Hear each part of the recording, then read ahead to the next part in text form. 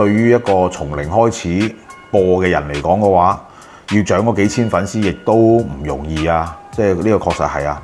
咁但係其實唔緊要㗎，我覺得呢個係一個過程嚟嘅。呢個過程你就係要慢慢嚟，慢慢嚟。就好似我之前以前10幾年前我哋做喺淘寶度做呢個 Tomica 一樣嘅道理。我第一個月你知唔知我哋做車仔先至幾錢嘅營業額？我營業額係300幾蚊啊！第一個月，賣 Tommy 車仔咁10零20蚊部嘅車，我賣到可能10部8部吧。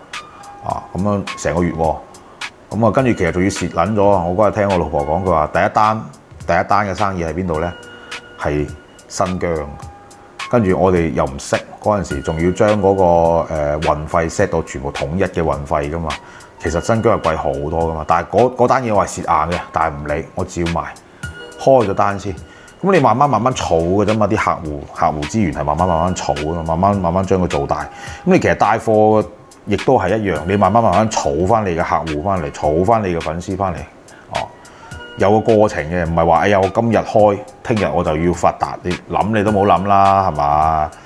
呢啲嘢我認為你帶貨，你最起碼你要俾自己半年到1年嘅時間，慢慢咁樣去將佢抌出嚟。所以就係呢個問題啦。呢半年到1年嘅時間，對於大多數人嚟講，佢根本係接受唔到呢個時間段嘅。佢可能會喜慶慶咁好有熱情咁開始嗰兩個星期，跟住到後尾1個月啊2個月之後見到都冇乜起色嘅，一日先漲咗1個半個粉絲，甚至乎發多2日視頻之後點解仲少閪咗2個？即係你就會覺得哎呀唔想做唔到，覺得呢樣嘢唔掂啊！即係呢個就係帶貨嘅問題啦。絕大多數人就卡住喺呢個地方啊，絕大多數人就堅持唔到落去。但係呢個亦都係一個好嘅嘢喎。點解話好嘅嘢呢？因為佢可以幫你將大多數嘅人篩走，你就會發覺而家網上面確實係好多人帶貨，但係你要知道佢嘅競爭其實係比你可能出邊做好多生意啊，或者係打份工啊要細得多啊。因為真正即係想帶貨嘅人好多，或者想做博主嘅人好多，但係真正可以堅持落嚟去做落去嘅，跟住仲要最尾可以靠帶貨賺到錢嘅人少之又少。